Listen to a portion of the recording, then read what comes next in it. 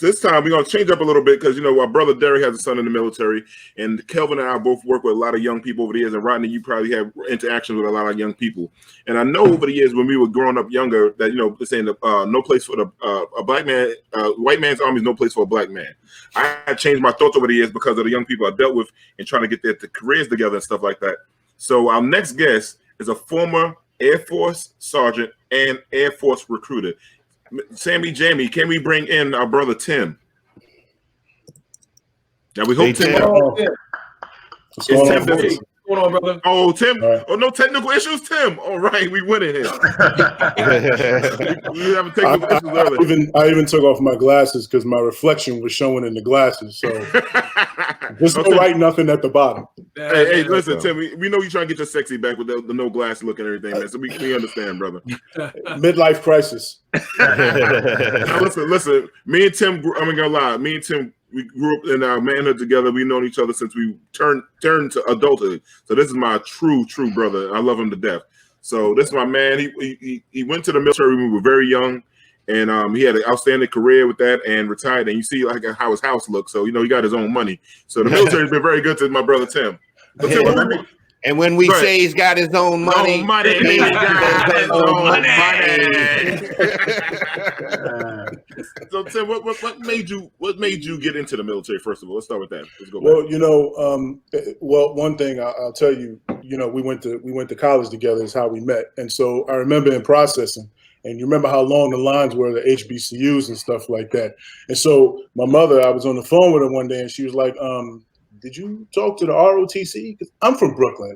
We don't have a bunch of money and stuff like that to be messing around with school. But so the military was always kind of in the back of my mind. And so, my college years were good, but I kind of needed a change. I lacked discipline in a sense. I started losing discipline, and I had to cut the bleeding on the student loans and stuff like that, man. So I, went to go see a recruiter, man, and that was pretty much it. I called some of my friends. I remember clearly I called you, and it was like this long pregnant pause on the phone. But I was like, I got to do something. So to basically reset, do the reset thing. So it worked out. And I was one of his causes of distractions because we drink a lot of Mad Dog 20, 40 ounces of liquor, and Tim didn't smoke weed then, so it was a Walmart. Thank goodness. I wouldn't have joined. This is a long time ago. Let me ask you this question, Tim. First of all, it's an honor to speak to you. I'm the son of a former Air Force Vietnam veteran, and my nephew recently went into Lackland Air Force Base about a year and a half ago. So he's stationed in New Mexico now. And one of the questions that we were considering early on was, should a person go in, I believe it's the term enlisted, whether you get your degree or not, or you go in as an officer. Could you explain that a little bit, some of the pros and cons each way? Well, so basically what happens is the enlisted folks, just real quick, the enlisted folks don't have degrees, officers do. But the one thing, and here goes my cheerleader thing, I guess my recruiter had coming back on. The Air Force is the only branch of service with its own accredited community college. So when you join, your job is actually works as kind of like your degree plan. So we send you to school for different things. So you can build a degree from there. The good thing also about any branch of service is that we do a good job of hiring from within, or advancing from within. So because you come in enlisted doesn't mean that you can't go the officer route. A lot of times that's when you get a lot of good letters of recommendation and that kind of stuff like that. So a lot of people, college is a network, obviously, but the military is as well. I mean, obviously, you have a commander or whomever your supervisor is, they can write letters of recommendation for you and those kinds of things. So there's a lot of different ways you can go. I held several jobs in the military, but the officer thing, I definitely missed the boat on that. I should have gone that route, but my first supervisor encouraged me because he knew I had a lot of college credits and stuff like that, because you can go to school part-time while you're in the military, which is what I did. But there's nothing to stop you from trying, for sure. Gotcha. Thank you. Let me ask you a question. My son is graduating boot camp for the Navy. Okay. Just graduated this week, and what really pushed me, or I should say pushed him in that direction, just the economy and a few other things going on right now. Sure. So I really it was really good for him just to kind of move into that direction and just kind of start his manhood and start his adult years and everything. And I'm a big advocate right now of young brothers and sisters. We talked about this before. The military is no place for a black man, but I actually think that right now it's probably one of the best ways for you to secure your future right now. Just speak on a little bit what it's done for you in terms of securing your future when you were from time that you were a young man into where you are right now. It's funny because during my retirement ceremony, man, I got misty-eyed just a little bit because coming from Brooklyn and stuff like that, we all know Brooklyn and how hard it is coming up and stuff like that. And for me, I almost lost my life just walking to the store one day during Halloween. Y'all know how Halloween is in New York City, man. So I thought about all of that and how far I came. So I didn't have my first car till I was 27 in the military because being in New York, you don't necessarily really need a car too much. And I was a chauffeur in college. Yes, he was my chauffeur in college in South Carolina. I had no vehicle, so so there was that. But I wound up doing pretty well for myself. For me, one of the things also was to make my parents proud of me. And I did that. And during my time, so basically I worked a plan where, I came out of it, like I said, the community college thing. So I finished with two associate's degrees, a bachelor's degree, and a master's degree by the time I was done. Nice. Like I said, my job in the Air Force was financial analysis and that kind of thing. And then I learned a lot of different things along the way in terms of, decision support classes, different writing styles, reporting, supervising, that kind of thing like that as well. So you build a lot of different skill sets and stuff like that, project management. I learned a lot of those things while I was in the military. So I tell people all the time, and I put in a lot of brothers and sisters, man, while I was recruiting. And I tell them all the time to make sure that you have a plan because it's easy. It's a good hustle for somebody. I'd say it's a good hustle for somebody that's 18 coming in because where else? There's not too many places where you're going to get 2.5 days of vacation a month. You're looking at about $1,300, $1,400, $1,500 in this monthly salary.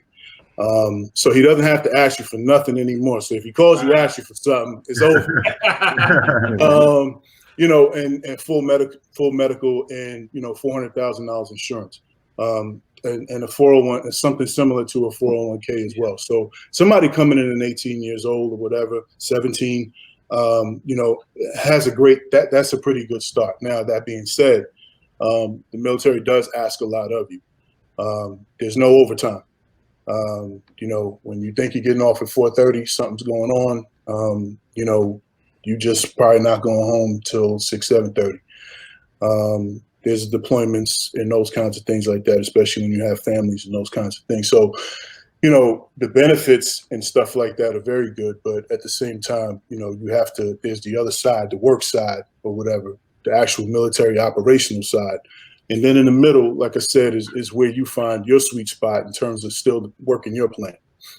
Yeah, and so for me, like with working with a lot of young people, a lot of with so-called at-risk young people, I always try to tell them, like, y'all at risk right here, banging out for these streets that don't belong to y'all, right? Getting no money with your crew. And to me, I'd rather for them now, I used to have a different mindset before. I'd rather them see going into the military where they get structure. A lot of young people are missing structure. And that's why I think the military, instead of joining a gang that has a alleged structure, but it really doesn't have a structure to it, I'd rather see them go into the military and follow like the path like you did before. Even though, like you said, the deployments. I know, Tim, you served in Afghanistan. I remember they put you in witness protection. Damn, they put you in Wyoming, somewhere like that. It was horrible. You saw the world. You've been to Turkey. You said one of the places you always would want to move to if you could is back to Turkey. Like I tell these young people, please. That's the main thing you said, having a plan, and they don't have a plan. You don't have a plan. You plan to fail. So. Well, the one thing is, I had a supervisor, when I first came in, and I did this to the people that I supervise as well, was basically talk to them about, things happening 2, 3, 4 years down the road. Because the one thing I did learn is that those first 4 years run fast. I was at 3 stations in 4 years, and I was like, oh shit, what, am I going to re-enlist or what am I doing? And one of the things they also try to get you to do is, even when you're contemplating getting out, they tell you, well, what's your plan? What are you going to do? They do try to talk to you about what your plans are if you decided you had enough. Do you have your degree? Do you have any money? That kind of stuff. Because I worked in the finance office, and so we would get people who were out not even a month. They didn't save a dime, and they're wondering when that last paycheck that we owe them is coming. That's one paycheck. So, as far as it's a great place to network and that kind of stuff, and learn from other people, learn about structure and things like that. I tell people all the time, the city is always going to be there. The city is not going nowhere. We got the greatest city in the world. I tell anybody that. But it's like when I left. 20 years, I was always in contact with Damon and Sam and everybody else. I think I even met you, Rod, one time. Yeah, so, the point is that, in all that time, I never lost any of my friends. We've always been in contact and those kinds of things. So it's a matter of you going out and growing, and y'all will catch up. You know what I'm saying? Yeah. Tim, I want to ask you this. I noticed when I used to work in the schools, when I was working for the police department, I talked to a lot of the kids about the military. There is a ton of misinformation that they have. Like, they have a lot of misconceptions about the military. I've even heard some young people say, well, once I join, I can't get out. You know what I mean? I've heard that. So then when you're dealing with a youth like that, that really has nothing going on, basically he's getting ready to head into the streets, like, how do you approach him and talk to him about and dispel some of those misconceptions that he has? Well, one of the reasons why I got into recruiting is because Damon was doing, his work with the youth and that kind of thing. And so my thing was, how do I do the same thing and still stay in the military? Yeah. So that was my opportunity to go into the schools and that kind of stuff and clear up misconceptions. Plus the fact that I was, a black man who could relate. I still listen to hip hop and those kinds of things. So I tried to, stay in tune. So a lot of times when the parents came in, especially when they saw me, it was a little bit easier for me to relate to them and that kind of stuff, to clear up a lot of misconceptions. So, and the misconceptions start from basic training. It's things like, nobody can hit you in basic training. The worst thing they can do is, talk about you, no different than what your friends may have talked to you, that kind of thing. And yeah, you can do your 4 years and get out if you decided you had enough. And there's other ways you can get out early. So there's a lot of misconceptions along those lines, that they don't take care of you, or, they treat you how they want to treat you, and those kinds of things. And I didn't run into any of those kinds of situations or anything like that. And if I did, there's this, just like there's EO and that kind of thing in the civilian world, it's kind of the same thing in the military as well. So, there's different measures you can take to mitigate some of that kind of thing. But the misconceptions are far too many. I mean, even a lot of guys used to come in and ask me, are there girls in the military? And I used to have a picture thing on my wall with all these females that I put in, because my first year of recruiting, I put in more females than I did males. And so, it runs the full gamut, man, of a bunch of things. And did you kill anybody? It's just some of anything. Hey, Tim, we got a question here. We said from Felicia. She said, I would love to know if there any mentors. My 18-year-old needs guidance. I suggest the military, but he is against it. But I think he needs it. A lot of misconceptions. So I don't know, Felicia, if you're located in New York, I can tell you about some of the mentoring programs my organization, Good Shepherd Services, has and stuff like that. And you want to email me, it's Demond, DEMOND, Pearson@gmail.com, and then I can walk you through that if you're in New York. I don't know where you're located, but there's, the recruiters and stuff like that. A lot of people, kind of offset by some of the recruiters because they feel like they're going to get lied to and that kind of thing. But the one thing I tell people, my comeback to that is, if I lie to you, then you're going to go and tell everybody else in the community about me. and I'll never be able to put anybody in, right? So, so it would behoove a recruiter to tell the truth. But before I joined, not only did I talk to recruiters, I talked to people who've been in. So I said all that to say that, I still answer questions and those kinds of things, or kind of, clear up misconceptions and stuff like that from people. So it's something that I still do. And Tim, I call Tim every time a young person, no matter what branch it is. I always contact Tim. So Felicia, if you want to contact me, let me know. And Tim, I could get you and Tim on the phone. Tim has done this 1,001 times for me over my career. So he's a good brother to talk to about it. So and one more thing, I wanted to say is I met, I had the pleasure of meeting somebody, one of my mentors when I first joined. We're still friends to this day. He had worked in equal opportunity, and back when I first joined, it was Social Actions. And when he joined at the time in the 70s, it was called the Race Office. And, just to show you how far the military has come, when he joined in the 70s, there was not even so much as a Jet magazine on base. You couldn't find a Jet magazine in the stores on base.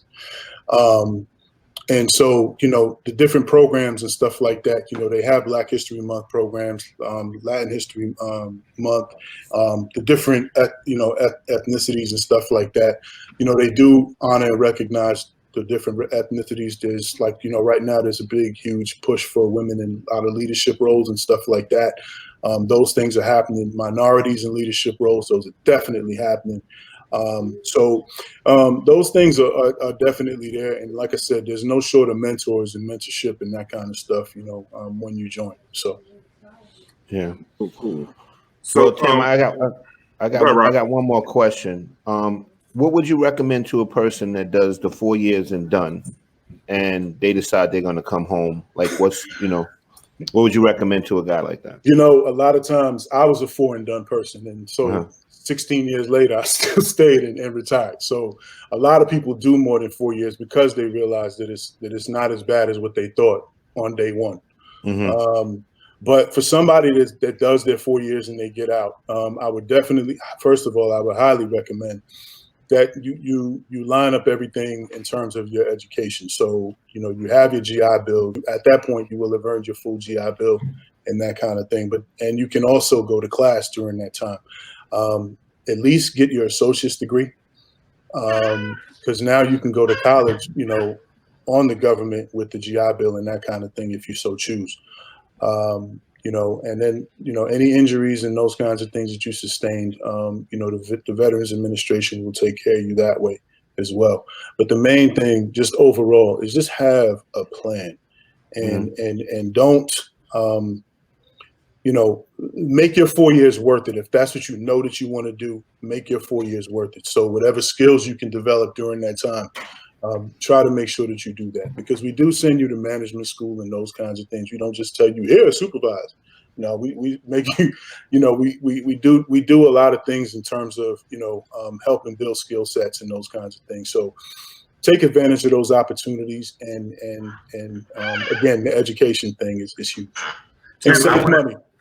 Sam, last question.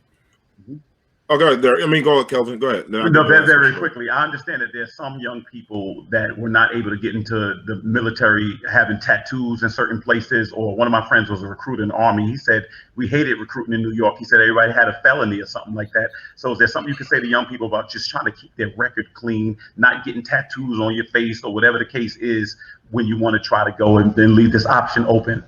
A lot of gang tattoos too. Yeah, once you get those kinds of things, and there's some, if they're hidden within the sleeves, your short sleeves, and not on your neck or anything like that, then then you have that you can try to get in. But I tell people all the time, it's pretty simple for me. My tattoo is my scar, and I got that from, like I said, I was just walking down the street minding my business. Outside of that, look, our skin, man, is so beautiful. Black people, especially. And so, I don't see a reason for it and that kind of stuff. So the scarred up above the neck or anything like that, man, to me, I wouldn't encourage it. And then you limit yourself. So if you want to do, something else, even if it's not the military, you're not necessarily going to walk into corporate America looking like that. Correct. So, it's with any job that it's going to be an issue. Yeah, it's with any job. Yeah, exactly my point. So it's going to be with any job that it's going to be an issue. So why limit yourself? Mm-hmm. Yeah. So my last question, Tim, was the 20 years in the military worth it for you? What do you recommend, or what do you recommend if it's not 20? If you could do it all over again. If you could do it all over again. If I could do it all over again, it's funny. One day I was brushing my teeth in the mirror, and at that point I was 37 years old, and I said if I had joined when I was 17, I'd be retired that day. Probably joined earlier, but then I would have missed out on a lot of opportunities. I wouldn't have gone to a HBCU. I wouldn't. You would have never met me, man. You know what I'm saying? I was saying that. So, and then it helped me. It helped actually make me relatable. Later on, like I said, with recruiting and everything like that, because I had been there and done a lot of things. So I would definitely do it again. I would start off at 23 like I did. And there's very few things that I would change. When I joined, it was either go with D and Sam to go on a video shoot or join the military at that point. That was my out. And so I'm glad that's the one trip I'm glad I didn't make with my brothers. And it paid off for me in the long run. So yes, I would do it again. I would do everything again. Even the deployment, because I learned a lot on my deployment as well. So, but if you'd have went to Daytona Black College Weekend that time, you'd have never been in the military with me. Probably not. No. we got some stories to tell, but we ain't gonna do it. No, that's a whole other story. Long time ago stories. Long time ago. And I'm gonna tell that story when our producer Jamie was wearing those Daisy Dukes. I'm gonna tell that story, but that's another story. Brother Tim, thank you so much for coming on, man. Educating the people, man. Educating young people, man. Truly appreciate it. And anybody want to get in touch with Tim, you can. Tim, how can they get in touch with you? If they want to come through me, tell them how can they reach out to you? Because people have 1,000 questions for the young people. I have an Instagram that I don't use very much. I think it's at the Kingsman 72. D, you can verify that. Man, I can't remember. But yeah, I'll just take the easy route. Yeah, if you have any questions, just shoot them to Demond or any of the brothers, and I'll be more than happy to answer them. Derek, to your son, salute. Thank you, brother. Thank you. Calvin, I think you appreciate it. And to your dad as well. They paved the way, and I stand on the shoulders of giants. So it was just my turn. That's all. That's what's up, man. Appreciate you, brother. Tim, I love you, brother. I can't wait to hang out and see you, man. We travel. Sure, man. This is a great show, man. Y'all keep it up for real. Thank you, brother. Appreciate it, man.